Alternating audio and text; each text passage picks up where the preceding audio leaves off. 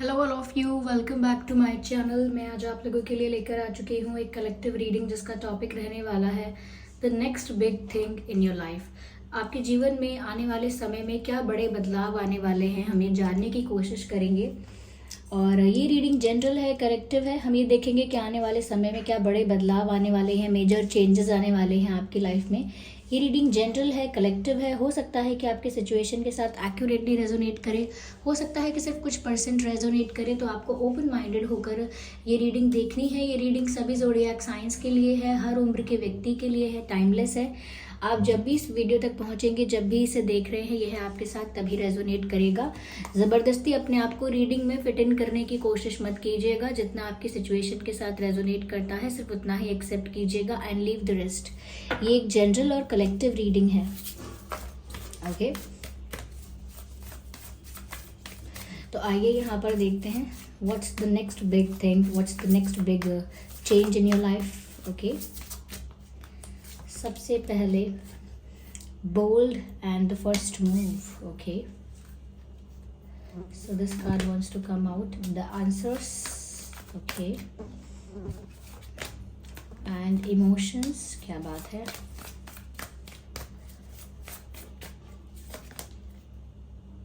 goals, achievement. Okay,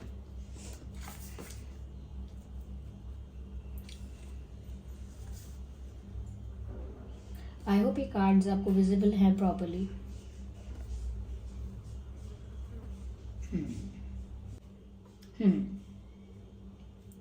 तो viewers, ऐसा लगता है कि आने वाले समय में आपकी लाइफ में एक बड़ा बदलाव ये आ रहा है कि आप ज़्यादा बोल्ड, ज़्यादा कॉन्फिडेंट होने वाले हैं। बहुत सारी चीज़ें ऐसी हैं जिनको आप लाइफ में करना चाहते थे। करियर रिलेटेड है, हेल्थ रिलेटेड है, फैमिली रिलेटेड है, लव लाइफ से रिलेटेड है, but there were lot of things that you wanted to do. आप बहुत कुछ करना चाहते थे, बट एक हेजिटेशन थी या एक मन में डर था कि मैं कुछ गलत ना कर दूं, कुछ गलत ना बोल दूं, कोई गलत एक्शन ना ले लूं, कोई गलत डिसीजन ना ले लूं। तो कहीं ना कहीं बहुत सारा मुझे लगता है बहुत सारी चीज़ों का डर था, एक कॉन्फिडेंस की कमी थी। और कहीं ना कहीं कोई भी स्टेप लेने से पहले आप कॉन्फिडेंटली वो स्टेप नहीं ले पा रहे थे कि ले रहे हैं कोई स्टेप, कोई एक्शन ले रहे हैं प्यार में चाहे करियर में, तो डर डर के ले रहे हैं। कॉन्फिडेंस नहीं है या फिर रिस्क टेकिंग, रिस्क टेकिंग करेज भी नहीं है इतना कि आप रिस्क ले रहे हैं तो उसको भी फिर हिम्मत के साथ लें। यहाँ पर डर बहुत था और बोल्ड नहीं थी पर्सनालिटी। कहीं ना कहीं वीक, वल्नरेबल या अंडर एस्टिमेटेड फील करते थे। अगर इमोशंस की, प्यार की बात करें तो वहाँ पर भी आपके इमोशंस को फॉर ग्रांटेड लिया गया है, या आपके इमोशंस की, आपके सेंटिमेंट्स की वैल्यू नहीं की गई है। उस वजह से आपने अपनी फीलिंग्स को और ज़्यादा अंडर वैल्यूड किया है, अंडर एस्टिमेट किया है। ओके, और उस वजह से भी आप इमोशनली वल्नरेबल फील कर चुके हैं या कर रहे थे। ओके, यहाँ मुझे ऐसा भी लगता है व्यूअर्स दैट बहुत कुछ ऐसा है जो लाइफ में आप करना चाह रहे हैं अभी। ओके, कुछ न्यू स्टार्ट करना चाह रहे हैं, कुछ ऐसा है जिसमें इम्प्रोवाइजेशन करना चाह रहे हैं, अपनी अपनी क्रिएटिविटी से बहुत कुछ करना चाहते हैं, पर करेज नहीं है, कॉन्फिडेंस नहीं है। तो आने वाले समय में लगता है व्यूअर्स की एक ऐसा ट्रांसफॉर्मेशन या आपकी लाइफ में सडन नहीं तो ग्रेजुअल एक ऐसा चेंज ज़रूर आ रहा है जिसकी वजह से आपकी पर्सनालिटी बहुत बोल्ड होने वाली है। एकदम से ऐसा समय आएगा या एकदम से आपके अंदर ऐसा बदलाव आएगा कि फिर आपको ना फ़र्क पड़ना बंद हो जाएगा कि कौन क्या कहता है, क्यों कहता है, किसी को क्या लगता है मेरे बारे में, कोई क्या सोचेगा मेरे बारे में। इन सब चीज़ों से आप अफेक्ट होना बंद कर दोगे और बहुत अपनी पर्सनालिटी को लेकर बहुत बोल्ड, बहुत स्ट्रेट फॉरवर्ड, तो जो भी आप करोगे बहुत कॉन्फिडेंस के साथ, बहुत क्लैरिटी के साथ करोगे। तो पर्सनालिटी तो आपकी बहुत बोल्ड हो रही है।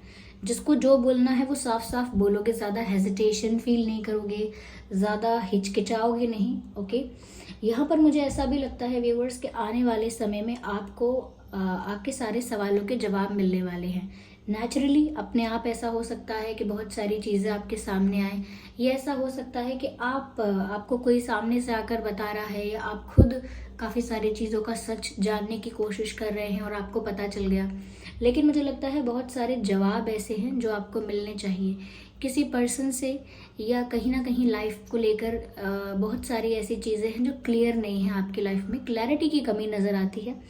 तो वो मुझे लगता है क्लैरिटी मिलने वाली है। और आपके मन में अगर प्रश्न ऐसे भी थे कि मेरी लाइफ में ये क्यों हुआ, क्या ऐसा होना ज़रूरी था, ये दुख मेरी लाइफ में क्यों आया, ये संघर्ष क्यों आया, अब ये जो हुआ क्या ये ज़रूरी था, एंड ऑल दैट, काफ़ी सारे ऐसे सवाल होते हैं जिसका जवाब कोई दूसरा नहीं दे सकता। तो ऐसे सवालों के जवाब भी आपको मिलने वाले हैं। You will get those answers. और ऐसा भी लगता है कि किसी व्यक्ति ने अगर आपसे कुछ झूठ बोला था, या ऐसा हो सकता है कि कोई इंसान ऐसा है जिससे बहुत कुछ आपको क्लैरिफाई करना चाहिए या आपको एक्सप्लेन करना चाहिए। तो मुझे लगता है किसी इंसान से भी आपको कन्फेशन मिल सकता है, क्लैरिटी मिल सकती है, कोई इंसान जस्टिफाई कर सकता है, एक्सप्लेन कर सकता है। लेकिन कुल मिलाकर बात यह है कि आपको आपके सवालों के जवाब मिल रहे हैं। ये इस तरह के जवाब भी हो सकते हैं कि फाइनली आपको समझ में आएगा कि जो हुआ वो क्यों हुआ, जो हो रहा है वो क्यों ज़रूरी है होना।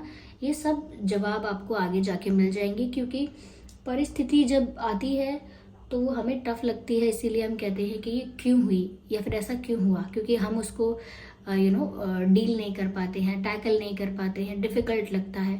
लेकिन जब उस परिस्थिति से बाहर आने के बाद जो जीवन में बदलाव आता है, वो बदलाव सदैव बहुत अच्छा होता है। ओके, ऐसा कहा भी गया है, मुझे नहीं पता, शायद गीता में कहा गया है, कहीं कहा गया है कि परिवर्तन से किसी को कितनी भी तकलीफ हो, लेकिन परिवर्तन सदैव मनुष्य के हित के लिए होता है, इंसान के हित के लिए, फायदे के लिए होता है। तो यहाँ पर मुझे ऐसा लगता है कि आपकी लाइफ में ये जो चेंज है, जिस भी वजह से आया है, जो भी अनस्टेबिलिटी आई है, ये जो भी फ्लक्चुएशंस आपकी लाइफ में हुई हैं, उसको लेकर भी आपको बहुत सारे आंसर्स मिलने वाले हैं। अब चाहे वो अनस्टेबिलिटी प्यार में है, फाइनेंसेस में है, wherever it is. Okay, यहाँ पर व्यूअर्स मुझे ऐसा भी लगता है कि आने वाले समय में ना आप इमोशनली बहुत स्ट्रांग हो जाओगे। लेकिन इमोशंस तो रहेंगे, लेकिन फ़र्क इतना आ जाएगा कि पहले आपके इमोशंस आपकी कमज़ोरी अगर बन रहे थे, तो अब आप ही के इमोशंस, आपकी ये जो क्वालिटी है कि अगर आप इमोशनल इंसान हैं भी, तो भी आप ही के ये इमोशंस आपके लिए स्ट्रेंथ बन जाएंगे। जैसे किसी के अंदर अगर कोई चीज़ ऐसी है जिसको हमेशा उसकी वीकनेस कंसिडर किया जाता है, तो उसी चीज़ को आप अपनी पावर बना लीजिए।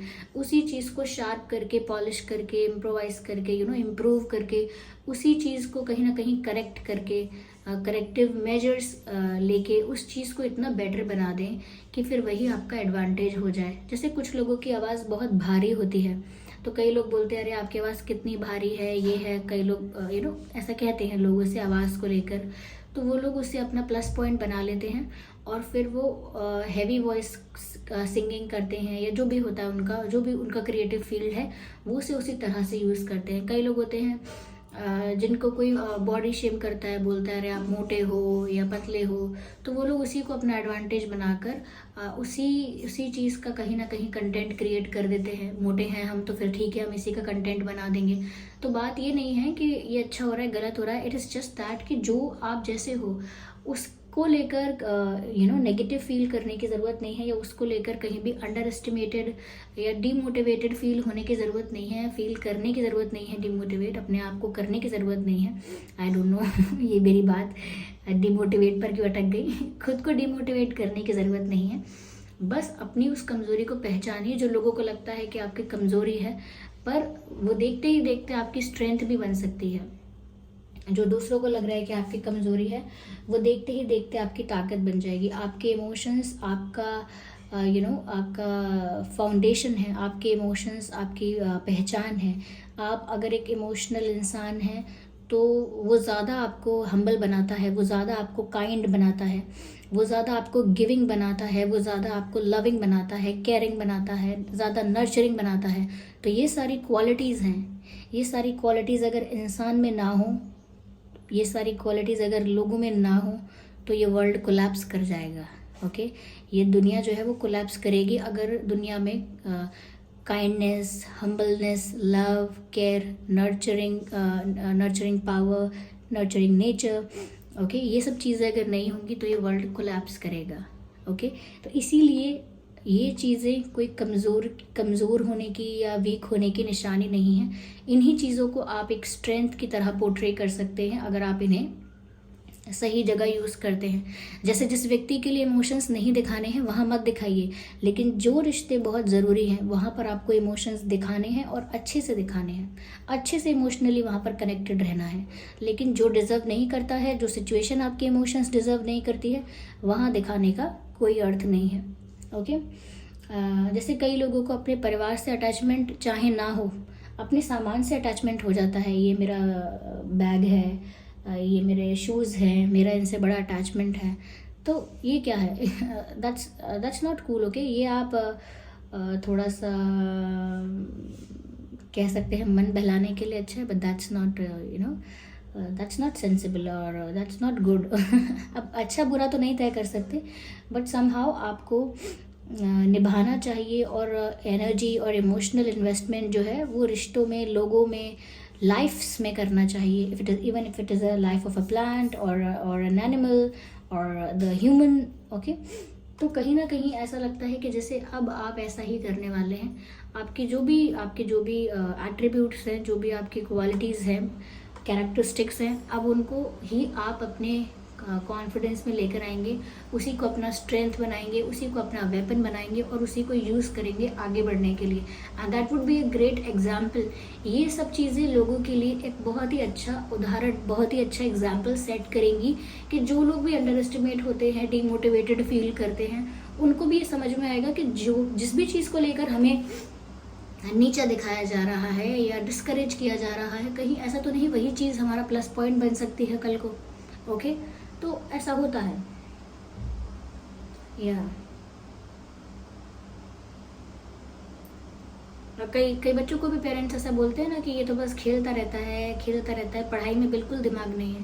तो वो इंसान पढ़ाई अगर थोड़ा कम भी कर पाता है या तो उसका दूसरी जगह इंटरेस्ट है, अगर स्पोर्ट्स में है तो वहाँ बेटर करता है, बहुत आगे जाता है, सक्सेसफुल होता है, बहुत कुछ अचीव करता है। तो ऐसे बच्चों को बोला जाता है कि ये खेलने में ही बस है और खेलने में क्या ही इसको फ़ायदा हो पाएगा, टाइम वेस्ट होता है। तो ऐसा व्यक्ति फिर खेलने में आगे भी बढ़ता है, स्पोर्ट्स में आगे बढ़ता है, सक्सेसफुल भी हो सकता है। ओके, अगर हार्डवर्क करे और मेहनत करे, सब हो सकता है। तो फिर ऐसे लोग एग्जाम्पल सेट करते हैं। तो इसका मतलब जो चीज़ें आपकी वीक बताई जा रही हैं, मुझे ऐसा लगता है यहाँ पर इमोशनली आपको वीक देखा गया है, इसीलिए यहाँ पर इमोशंस को लेकर आप ज़्यादा मुझे लगता है ज़्यादा वर्क करने वाले हैं। यह मैसेज है, you are very close to achieve your goal. ऐसा लगता है व्यूअर्स, कोई तो गोल है आपने अपनी लाइफ में सेट किया था, कोई तो टारगेट था आपका जो कि अब बहुत करीब है पूरा होने के, यानी कि अब आप उस गोल को अचीव करने के बहुत करीब हो। You are very close and very near to your goal. आप उसे अचीव करने ही वाले हो कुछ ही समय में, कुछ ही टाइम में। बस अब डिस्ट्रैक्ट नहीं होना है। कई लोग होते हैं ना कि पूरे साल अगर पढ़ाई करेंगे, फिर एग्ज़ाम के कुछ दिन पहले बिल्कुल रिवाइज भी नहीं करेंगे, फिर भूल जाते हैं कि क्या था, कॉन्सेप्ट्स क्लियर नहीं रहते हैं क्योंकि एक बार रिव्यू नहीं किया है, रिवाइज नहीं किया है। ओके, जैसे आप समझ सकते हैं कि आप कुछ भी करते रहिए, लेकिन जब समय आता है और तब आप जैसे वही क्या है, अपने रैबिट और अपना ये कछुआ जो है, इनकी रेस की बात है कि अभी रैबिट को लग रहा था कि अभी कछुए को यहाँ तक पहुँचने में बहुत टाइम लगेगा, तब तक मैं थोड़ा रेस्ट कर लेता हूँ। तो इसका मतलब वो जीतने ही वाला था, लेकिन फिर भी फिनिशिंग लाइन तक जाने से पहले उसने सोचा कि चलो मैं आराम करता हूँ, मैं तो पहुँच ही जाऊँगा, फर्स्ट आ ही जाऊँगा। तो गोल के करीब आने पर उसने गोल को सीरियसली लेना बंद कर दिया या रेस को सीरियसली लेना बंद कर दिया, और उसका नतीजा ये हुआ कि उसको नींद आ गई, कोई और चला गया, कोई कछुआ जीत गया, मतलब कोई और क्या, कछुआ जीत गया। तो यहाँ पर कछुए से बात नहीं है, बात यहाँ रैबिट की है। रैबिट पर ध्यान दीजिए कि कैसे वो अपने गोल के करीब था, अपने टारगेट के करीब था, फिर भी वो वहाँ से डिस्ट्रैक्ट हो गया। क्यों? क्योंकि जब इंसान बहुत करीब होता है ना किसी चीज़ को प्राप्त करने के लिए, तभी उसका फोकस वहाँ से हटने लगता है, तभी वो डिस्ट्रैक्ट होने लगता है, तभी उसका माइंड डाइवर्ट हो जाता है, दूसरी चीज़ों में चला जाता है। तो यहाँ पर व्यूअर्स, आपका जो भी गोल है, प्यार को लेकर है, करियर को लेकर है, फैमिली को लेकर है, हेल्थ को लेकर है, एनीथिंग, वहाँ पर आप बहुत करीब हो उसे अचीव करने के, लेकिन थोड़ा सा डिस्ट्रैक्शन और थोड़ा सा माइंड डाइवर्ट अगर आप करेंगे, फोकस अपना हटाएंगे, कंसंट्रेशन आपका अगर ब्रेक होगा, तो फिर आप देखेंगे कि वो गोल फिर से आपसे दूर हो गया है। तो कहीं ना कहीं फोकस और कंसंट्रेशन मेंटेन करना है यहाँ पर आपको, और अपनी वीकनेस को अपनी पावर बनाना है। जिन सवालों के जवाब आपको चाहिए, आप डिजर्व करते हो, आपको वो मिलेंगे भी। कई लोग बोलते हैं मेरा विश्वास ईश्वर पर इतना है, डिवाइन पर इतना है, फिर मेरे साथ ये गलत क्यों होता है, वो गलत क्यों होता है। बहुत सारे लोगों को ये बात मैं वीडियोस में बोल चुकी हूँ, कई लोग अलग अलग प्लेटफॉर्म्स पर बताते भी हैं, और कई ऐसी बुक्स भी हैं जहाँ सब ऐसा बताया गया है। आपको फिर भी बोला बताने के लिए मैं कोशिश करती हूँ कि इंसान अगर आप स्पिरिचुअल पर्सपेक्टिव से समझने की कोशिश करेंगे तो समझ में आएगा कि इंसान के साथ जो भी होता है वो उसके कर्मास की वजह से होता है। और कर्मा जो होता है वो बॉडी नहीं करती, सोल करती है, यानी जो आत्मा होती है कर्म वो करती है। बॉडी तो सिर्फ एक मीडियम है। जैसे आप कार को यूज़ करते हो, साइकिल को यूज़ करते हो, पेन को यूज़ करते हो, ऐसे ही आत्मा बॉडी को यूज़ करती है। तो बॉडी सिर्फ एक मीडियम है, जो कर्म होता है वो सोल करती है। सोल ही डिसाइड करती है, सोल ही ऑर्डर देती है, और तब बॉडी जो होती है उस फंक्शन को, उस टास्क को करती है, उस कर्मा को करती है। ओके, तो कर्म कौन कर रहा है? एक तरह से सोल कर्म कर रही है, और सोल जो है वो मरती नहीं है, वो लाइफ आफ्टर लाइफ जन्म लेती रहती है। जब तक सैल्वेशन की तरफ ना जाए, मुक्ति की तरफ ना जाए, तब तक वो जन्म लेती रहती है। और जब तक वो साइकिल में है, जब तक वो बार बार शरीर धारण करके फिर जा रही है, फिर जन्म लिया, फिर मर गए, फिर जन्म लिया दोबारा, तो इसमें क्या हो रहा है कि जो कर्मा है वो बनता भी जा रहा है और सेटल भी होता जा रहा है। यानी कि अभी लाइफ में किसी की कुछ दिक्कत आती है और वो सोचता है कि मैंने इस लाइफ में तो कुछ गलत किया नहीं, तो ज़रूरी है और बहुत ज़्यादा पॉसिबल है कि उसका पास्ट लाइफ कर्मा है जो वो पूरा कर रहा है। अगर इस लाइफ में, करंट लाइफ में वो ज़्यादा बैड कर्मा या गलत कोई कर्म क्रिएट नहीं करता है, तो नेक्स्ट जिस लाइफ में जाएगा वहाँ पर उसको इतनी डिफ़िकल्टी नहीं होगी, इतनी बुरी लाइफ नहीं होगी। आपने देखा होगा आपके आसपास कई लोग ऐसे होते हैं जो लोग मेहनत भी नहीं करते, बहुत इंटेलिजेंट भी नहीं हैं, बहुत ज़्यादा लॉयल भी नहीं है, सिंसियर भी नहीं है, सीरियस भी नहीं है, फिर भी उनको लाइफ में सब कुछ आसानी से मिल रहा है, फिर भी लाइफ उनके लिए बहुत कंफर्टेबल और ईजी है। क्यों? क्योंकि उनका पास्ट लाइफ कर्मा अभी उनको सर्व कर रहा है। पहले उन्होंने कोई अच्छा कर्मा किया होगा तो वो उनको सर्व कर रहा है, लेकिन अगर इस लाइफ में वो अच्छा कर्म नहीं करते हैं तो आगे आने वाली लाइफ में फिर से उनको प्रॉब्लम्स का सामना करना पड़ेगा। तो ये साइकिल है, ये रिपीट होता रहता है जब तक आप एक स्पिरिचुअल जर्नी को पकड़कर अपने आप को अवेकनिंग की तरफ लेकर नहीं जाते। क्योंकि जब तक आप डिसाइड नहीं करेंगे कि मुझे साइकिल से बाहर निकलना है, इट्स इनफ। इस साइकिल में घूम घूम कर तो कुछ प्राप्त नहीं हो रहा है, कर्मा का ही खेल होता जा रहा है बस। तो इस साइकिल से बाहर निकलने के लिए फिर लोग स्पिरिचुअल जर्नी की तरफ जाते हैं, अवेकनिंग की तरफ जाते हैं, एनलाइटनमेंट के बारे में सोचते हैं, सैल्वेशन के बारे में सोचते हैं, मुक्ति के बारे में सोचते हैं। लेकिन जो आप सब लोग डिवाइन को, जो ईश्वर को ब्लेम करते रहते हैं कि उन्होंने हमारी लाइफ में ये दुख किया है, उन्होंने कोई दुख नहीं किया है, हमारे खुद के कर्म होते हैं, उनसे वो दुख हमारी लाइफ में आता है। ओके, और हमको क्या कर्म करना है ये हम अपनी कॉन्शियसनेस से डिसाइड करते हैं। ओके, तो इसीलिए किसी को ब्लेम नहीं करना है। बस अच्छी बात यही होगी कि अपने जो कार्मिक अकाउंट्स हैं जो भी सामने आ रहे हैं उनको सेटल करते जाओ, अपने कार्मिक अकाउंट्स को क्लियर करते जाओ, ताकि आगे के लिए आप कोई रॉन्ग या कोई बैड कर्मा क्रिएट ना करो, और कम से कम इतना तो हो जाए कि कोई डिफ़िकल्टी नहीं आएगी फिर, क्योंकि आपने कुछ गलत नहीं किया है। अभी कई लोग रिवेंज के बारे में सोचते हैं, अपने दोस्त से, अपने फ्रेंड से, कि अपने भाई बहनों से रिवेंज के बारे में सोचते हैं। इसने मुझे बोला मैं भी इसको बोलूँगा, इसने मेरे साथ किया मैं भी इसके साथ करूँगा। अब बोलते हैं ऐसा ही होना चाहिए, क्या बोलते हैं, टिट फॉर टैट, जैसे को तैसा, है ना, जो जैसा डिजर्व करता है उसे वैसा ही दो। तो लोगों को समझना बहुत ज़रूरी है कि रिवेंज बहुत अलग होता है जस्टिस से। जब जस्टिस सर्व करना होता है, यानी कि न्याय करना होता है दो लोगों के बीच में, तो वही इंसान न्याय नहीं कर सकता जो इस सिचुएशन में इन्वॉल्व है। अगर दो लोगों में फाइट हुई है तो दोनों में से एक ये नहीं कह सकता कि लाओ मैं जस्टिस करता हूँ, मैं बताता हूँ ये क्या डिजर्व करता है, मैं क्या डिजर्व करता हूँ। अगर उन दोनों में से ही कोई अगर कुछ करने की कोशिश करता है तो वो सिर्फ रिवेंज कहलाएगा, जस्टिस नहीं। जस्टिस के लिए किसी थर्ड एंटिटी को होना चाहिए, जैसे कि कानून में होता है, दो लोग होते हैं अगर किसी केस में इन्वॉल्व, तो जज होता है, वो जज करता है और जस्टिस प्रोवाइड करता है। या अगर आप डिवाइन पर विश्वास करते हैं तो भी आप डिवाइन पर छोड़ते हैं कि मैं क्या कुछ कहूँ, जो मेरे लिए कहना होगा, करना होगा, जस्टिस मुझे जैसे भी देना होगा वो डिवाइन देंगे। इसका मतलब जस्टिस आप खुद नहीं कर सकते। अगर आप खुद करेंगे या कोई भी खुद करता है अपनी ही सिचुएशन में, तो वो रिवेंज कहलाता है। तो जस्टिस रिवेंज से बहुत अलग है। जैसे को तैसा कहकर आप अपने रिवेंज को जस्टिस नहीं कह सकते। What people usually do this days, okay. तो ये भी समझना होगा। ये मैंने क्यों बोला क्योंकि मैंने अक्सर कमेंट्स में जो देखा है उसको मैं देखकर कभी कभी कोई मैसेज ज़रूर दे देती हूँ आपको कि ये ऐसा नहीं है, वैसा नहीं है। बाकी तो देखिए, आप अपनी बुद्धि से, अपने दिमाग से, अपने मन से चलेंगे और वैसे ही चलना चाहिए। खुद का अपना डिसीजन लेना चाहिए, ओके। तो ये थी रीडिंग व्यूअर्स। आई होप ये रीडिंग आपके लिए हेल्पफुल और रिलेटेबल रही है। अगर इस रीडिंग ने आपको थोड़ा भी गाइड किया है तो वीडियो को लाइक ज़रूर करें, कमेंट करके ज़रूर बताएं, सब्सक्राइब करें ड्रीम टैरो चैनल को। चलिए फिर मिलते हैं अगली रीडिंग में। तब तक के लिए bye bye family, bye bye angels, love you all, bye bye, take care.